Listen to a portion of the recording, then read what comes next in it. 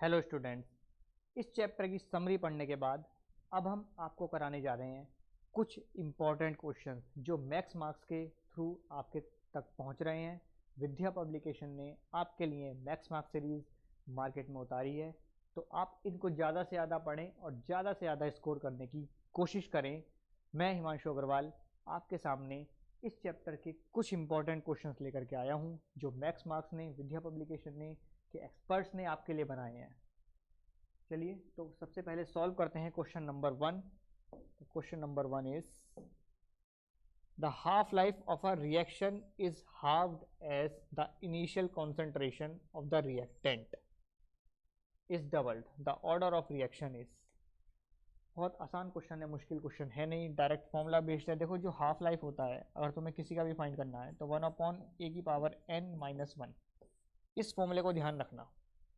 तो चाहे zero order के लिए हाफ लाइफ हो, चाहे फर्स्ट ऑर्डर के लिए हाफ लाइफ हो, चाहे you have to calculate half life for second order, third order, fourth order, तो ये फॉर्मूला काम कर जाएगा। तो half life direct inversely proportional to 1/n-1। यहाँ पर n क्या हो सकता है? अगर जीरो ऑर्डर है तो जीरो, फर्स्ट ऑर्डर है तो फर्स्ट, सेकंड ऑर्डर है तो सेकंड, थर्ड ऑर्डर है तो थर्ड। आप वैल्यू पुट करिए। तो formula is T half is equal to 1 या इन्वर्सली प्रोपोर्शनल टू 1/a⁻n-1। ए क्या है यहाँ पर? कॉन्सेंट्रेशन। तो चलिए, क्योंकि इसमें क्वेश्चन में हमने क्या कहा है, the half life of a reaction is halved as the initial concentration of reactant is doubled. Initial concentration double हो गई है, इनिशियल कंसेंट्रेशन क्या हो गई है? डबल। तो चलिए यहाँ पर डबल लिख करके देखते हैं। 1/a⁻2-1। डबल का है ना उसने, ट्रिपल का आएगा तो 3 रख देंगे, जीरो का आएगा तो 0 रख देंगे। तो आंसर क्या आ जाएगा? 1/a। ठीक, तो हमारा आंसर क्या हो जाना चाहिए? 2। क्लियर? चलिए नेक्स्ट क्वेश्चन पर आते हैं। Assertion and reason question. In the following question a statement of assertion followed by statement of reason given. देखो यहाँ पर तुम्हें असर्शन और रीजन गिवन है। असर्शन क्या है? Average life of radio active elements is that period in which 63% of it decay. ऐसा कुछ नहीं है, ये तो सबके लिए अलग अलग भी हो सकता है। जनरली वैसे 98% हमने पढ़ा भी था थ्योरी में। एंड एवरेज लाइफ, तो ये वाला तो फॉल्स हो गया है बिल्कुल। एवरेज लाइफ टी, बिल्कुल सही बात है, इन्होंने टी वर्ड दे दिया, मैंने तुम्हें टो बताया था। तो is equal to 1.44 into T half, तो ये बिल्कुल ठीक है। तो first assertion is false but reason is true. तो आंसर क्या हो जाएगा हमारा? Assertion is wrong, reason is correct. तो इसका आंसर हमारा डी चला जाएगा, बिल्कुल सही। बहुत आसान क्वेश्चन है ये, ज़्यादा मुश्किल क्वेश्चन है नहीं, लेकिन अच्छा क्वेश्चन है। चलिए आइए नेक्स्ट क्वेश्चन पे चलते हैं।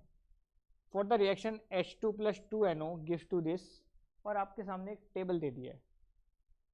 Calculate the following. सबसे पहले you have to calculate the overall order of reaction. तो देखो जब भी इस तरह के कोई क्वेश्चन दे दे, ये लॉन्ग क्वेश्चन में आते हैं, 5 मार्क्स में या 3 मार्क्स में ही आ सकते हैं। तो इस तरह के क्वेश्चंस को अगर आपको करना है तो आपको क्या करना पड़ेगा?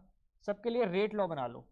जैसे फर्स्ट इक्वेशन है, तो रेट 4.6 10⁻³ इज इक्वल टू 0.40 की कॉन्सेंट्रेशन एंड 0.40 हाइड्रोजन की कंसंट्रेशन। इनकी पावर, क्योंकि क्वेश्चन में क्या बोला है कि हमें ऑर्डर ऑफ रिएक्शन फाइंड करना है, तो पावर हमें खुद ही कंसीडर करनी पड़ेगी। हम रिएक्शन देख के किसी का भी ऑर्डर ऑफ रिएक्शन बता नहीं सकते, मैंने तुमको पहले लेक्चर में बताया है। तो कुछ भी मान लेते हैं, एक्स और वाई कंसीडर कर लो, ए या बी, जो भी तुम्हारी चॉइस हो। And this is equation number 1। Same is with second. Rate क्या दिया है? 18.4 इंटू 10⁻³ 0.80 x एंड 0.40, ये हमने इसको y कंसिडर कर लिया। थर्ड देखिए 9.2 into 10⁻³ 0.40 and 0.80 x and y consider कर लिया, इक्वेशन नंबर 3। अब तुमको सिंपल मैथ्स यहाँ पर लगाना है, इन तीनों को सॉल्व करना है और सॉल्व करके x और y की वैल्यू को फाइंड आउट करना है। तो सबसे पहले मैं एक काम करता हूँ, कोई सी भी दो इक्वेशन ऐसी ले लेते हैं जहाँ से हम x या y फाइंड कर सकें। तो फर्स्ट और थर्ड को डिवाइड करके देख लेते हैं, क्योंकि थोड़ी सी ये आसान पड़ने वाली हैं। अगर तुम फर्स्ट और सेकंड को डिवाइड करोगे तो y से y कैंसिल हो जाएगा, तब यहाँ से तुम x की वैल्यू फाइंड कर सकते हो। ठीक है, चलो, या फिर सेकंड और थर्ड को डिवाइड कर लो, कुछ भी कर लो जो तुम्हारी चॉइस करे, बस वैल्यूज फाइंड करनी है हमें यहाँ से x की और y की। तो एक करके देखते हैं।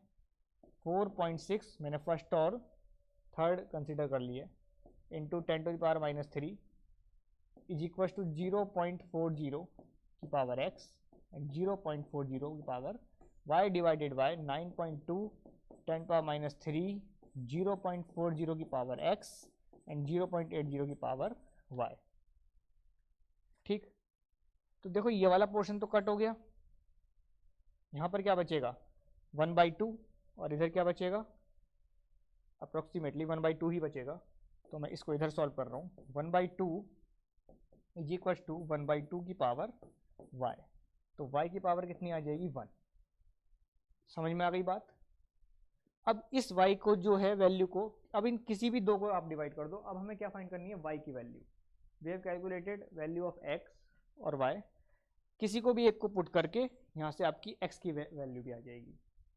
तो ये हमारा क्या हो गया, ऑर्डर ऑफ रिएक्शन निकल करके आ जाएगा। सेकंड पोर्शन में वो कह रहा है, फर्स्ट में sorry, the overall order of reaction. अब ओवरऑल कैसे आएगा भाई, x की वैल्यू आपकी आ जाएगी एंड y की वैल्यू आपकी आ जाएगी, दोनों को ऐड कर दो। तो ऐड करने के बाद जो भी आंसर आएगा, this is your answer of question number 1, the overall order of reaction.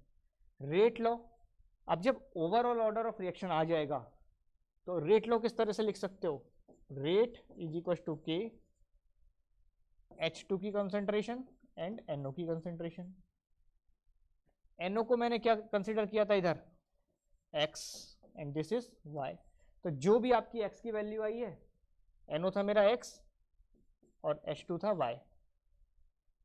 तो जो भी x की वैल्यू आई है उसे आप इधर पुट करना और जो भी y की वैल्यू आई है उसको इधर पुट कर देना। तो ये भी हमारा आंसर आ जाएगा। मतलब पहले स्टेप से ही आपके सारे आंसर आ जाने हैं। Third, value of rate constant, ये भी आसान, इसमें भी कुछ नहीं है। इसमें आपको क्या करना है, वैल्यू ऑफ रेट कांस्टेंट, जो भी हमारा ये रेट आएगा, जो भी रेट आएगा, मतलब जैसे y तो मेरी 1 ही आ चुकी है, मैं यहाँ 1 ही लिख देता हूँ, और x भी अगर आप कैलकुलेट कर लोगे तो 120 कुछ भी आ जाएगा। यहाँ से इस वैल्यू को फाइंड करना है।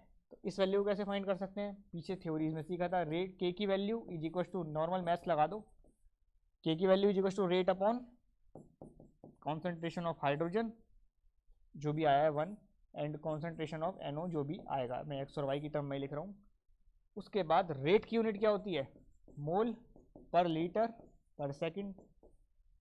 दिस इज कॉन्सेंट्रेशन, कॉन्सेंट्रेशन की यूनिट क्या होती है, मोल पर लीटर। जो भी पावर आएगी y, जो भी y आएगा आप उसको यहाँ लगा देना, and same is with NO, मोल पर लीटर, और जो भी इधर पावर आएगी उसको यहाँ लगा देना। तो अगर आपका फर्स्ट स्टेप हो गया है तो आपके सेकंड और थर्ड अपने आप ही हो जाएंगे। क्वेश्चन अच्छा है, पॉसिबिलिटीज हैं पूछे जाने की, बहुत बढ़िया क्वेश्चन फ्रेम किया है ये विद्या पब्लिकेशन ने। नेक्स्ट क्वेश्चन, ये भी अच्छा क्वेश्चन है। Show that the first order reaction, the time required to complete 75% of reaction is about 2 times. अब हमें प्रूव करना है। तो फर्स्ट ऑर्डर रिएक्शन के लिए क्या फॉर्मूला होता है,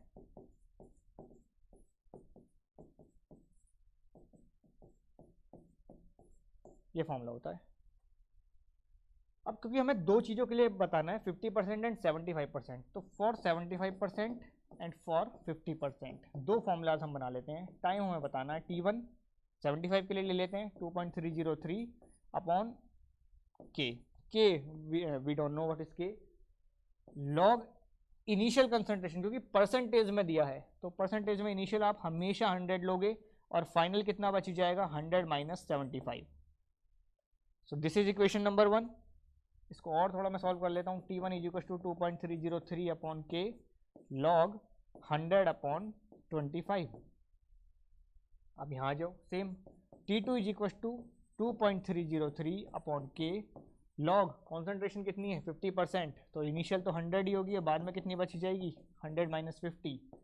T2 is equal to 2.303 upon के log 100 upon 50। This is equation number 2। क्योंकि हमें इन दोनों में रिलेशन निकालना है, कंपेयर करना है, दोनों को डिवाइड कर दो, first divided by 2। So T1 is equal to 2.303 upon के log 100 upon 25 and T2 is equal to ये वाला रिएक्शन 2.303 अपॉन के लॉग 100 अपॉन 50। सिंपल डिवाइड, ये तो कैंसिल ही हो जाना है, तो T1 अपॉन T2 लॉग ये इधर जाएगा इधर जाएगा 50 upon 25। So T1 upon T2 is equal to this. तो इस तरह से आपको ये क्वेश्चन भी सॉल्व करना पड़ेगा।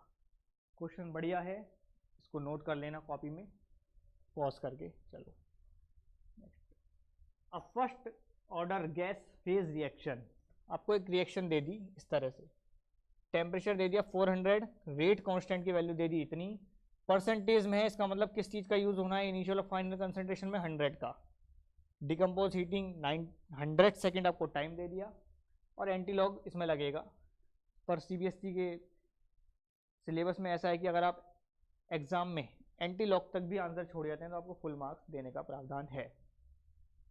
चलिए देखते हैं आगे कैसे कर सकते हैं इसे। फॉर्मूला लगाएं, K इज इक्वल टू 2.303, क्योंकि फर्स्ट ऑर्डर का है तो फर्स्ट ऑर्डर का फॉर्मूला यही होता है, इसलिए यही फॉर्मूला लगाया है, लॉग R0 अपॉन R।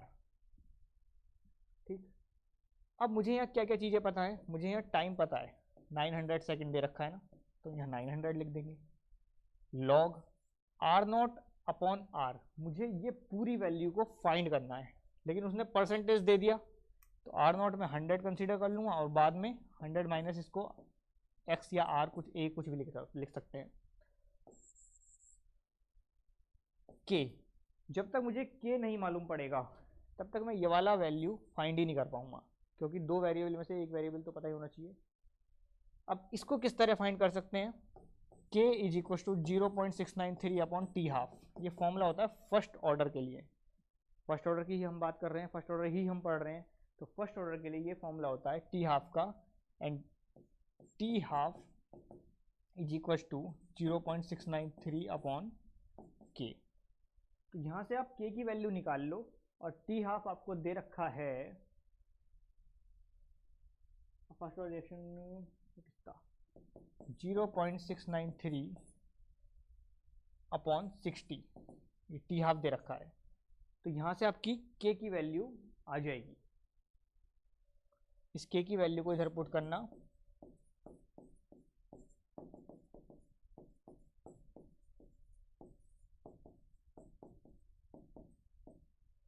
और इस पूरे के पूरे फॉर्मूला को जब तुम सॉल्व करोगे तो log 100 अपॉन 100 माइनस एक्स की वैल्यू निकल करके आएगी, जो भी निकल करके आएगी वही तुम्हारा आंसर होगा। तो इसको थोड़ा सा तुम्हें बस सॉल्व करना पड़ेगा। तो ये सब क्वेश्चंस थे इस चैप्टर से रिलेटेड, और भी देख लेते हैं अगर हैं तो। एक क्वेश्चन और है, चलिए, consider the reaction R2P for which the change in concentration of R। देखो ग्राफ देखकर ही पता चल रहा है किस ऑर्डर का ग्राफ है, जीरो ऑर्डर का ग्राफ है। ये ग्राफ तुमको पता होने चाहिए, क्यों है जीरो ऑर्डर का, वैसे रटने की जरूरत भी नहीं है। कंसंट्रेशन जो है इसमें चेंज ही नहीं हो रही, जीरो जीरो है, टाइम के साथ बदल ही नहीं रही। तो सबसे पहले तुम्हें यही बताया था, जीरो ऑर्डर में जो जीरो ऑर्डर की रिएक्शंस होती हैं उनमें कॉन्सेंट्रेशन टाइम के साथ चेंज नहीं होती है। ठीक, तो ए का आंसर क्या आ गया हमारा, zero order. Next, what is the slope. अब जीरो ऑर्डर के लिए जो स्लोप होता है वो माइनस के इक्वल होता है, ये भी बिल्कुल फॉर्मूलाज में लिखने वाली बात है, याद करने वाली बात है। तो इसका जो कर्व हो जाएगा, जो स्लोप हो जाएगा, D x upon d T, x नहीं लेता हूँ मैं, आर लेता हूँ क्योंकि क्वेश्चन में आर दिया है। So d R upon d t is equal to minus k. तो ये सेकंड का आंसर, आपका बी का आंसर ये हो जाएगा। Third, the decomposition of the phosphine proceeds according to the following equation this it is found the reaction following rate equation this what fraction of the original sample, आपको fraction find करना है, original sample का fraction, मतलब क्योंकि reaction कौन सी दी है, rate is equal to के PS3, यहाँ से पहचानो रेट जो है कॉन्सेंट्रेशन पर डिपेंड कर रहा है, तो इसलिए इसका जो ऑर्डर होगा वो 0 होगा 1 होगा, 1 होगा, बिल्कुल ठीक। तो 1 ऑर्डर का फॉर्मूला लगा दो,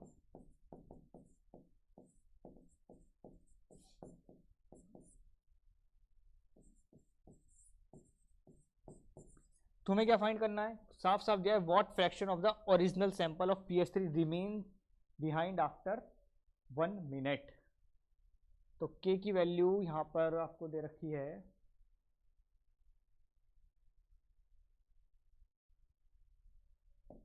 2.303, 1 मिनट 60 सेकेंड या 1 मिनट भी लिख सकते हो, log R0 अपॉन R, और k की वैल्यू यहाँ हमें दे नहीं रखी, तो k की वैल्यू दे नहीं रखी तो k की वैल्यू हमें फाइंड करनी पड़ेगी। किस तरह से फाइंड करोगे, k is equal to 0.693 upon t half होता है, कितना टाइम, कितना रिमेन रह गया, एक तरह से हाफ लाइफ ही दे रखा है आपको, तो k is equal to 0.693 upon 60, k की वैल्यू को इधर पुट करके आपका आंसर आ जाएगा कि आपको पूरा का पूरा log R0 अपॉन R ही सॉल्व करना है इसमें भी। तो इस तरह क्वेश्चंस आ सकते हैं, इनको भी ध्यान देना है। चलिए, थैंक यू, आपका ये चैप्टर कंप्लीट हुआ, बाकी कोई डाउट हो आप पूछ सकते हैं, और तब तक के लिए आप विद्या पब्लिकेशन के थ्रू पब्लिश्ड मैक्स मार्क्स की सीरीज़ को पढ़ते रहिए और आगे बढ़ते रहिए। धन्यवाद।